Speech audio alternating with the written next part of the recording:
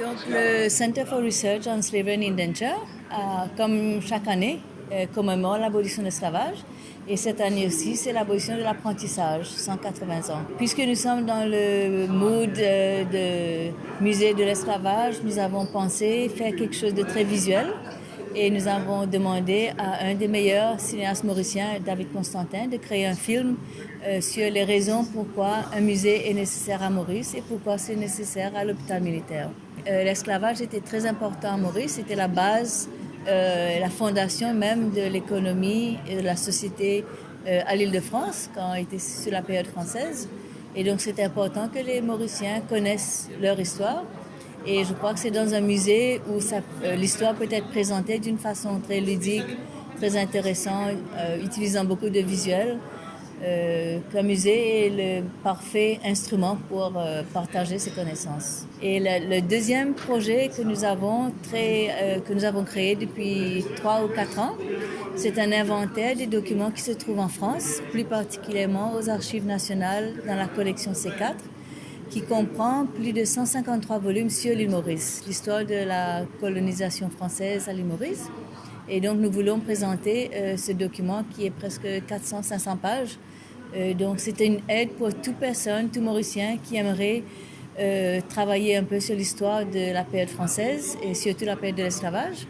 Et donc il n'aura plus à aller en France, mais nous avons transcrit certains documents et c'est ça que nous avons présenté aujourd'hui. Je sais que c'est très difficile de lire les anciens documents. L'écriture du 18e n'est pas facile à déchiffrer. Et donc, ce que nous avons fait, c'est transcrire. On a fait la tâche un peu plus facile. On a transcrit ces documents dans un moyen qui est très compréhensible, avec des explications et des références. Et nous allons aussi mettre ce livre en ligne. Donc, les gens pourront faire des searches.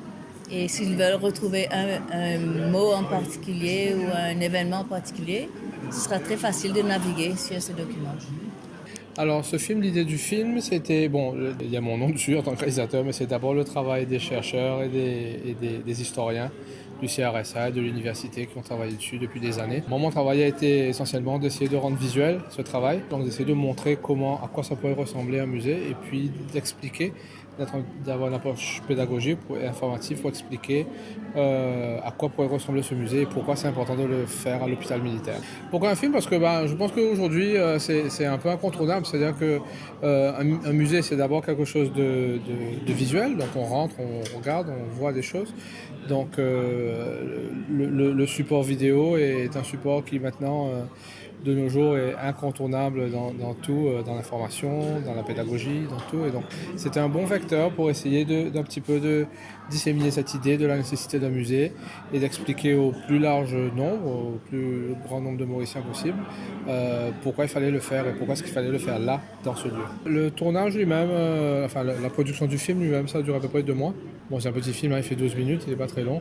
Mais bon, il a duré 2 mois, mais il s'appuie sur un travail beaucoup plus conséquent et plus long de ceux qui ont élaboré ce projet.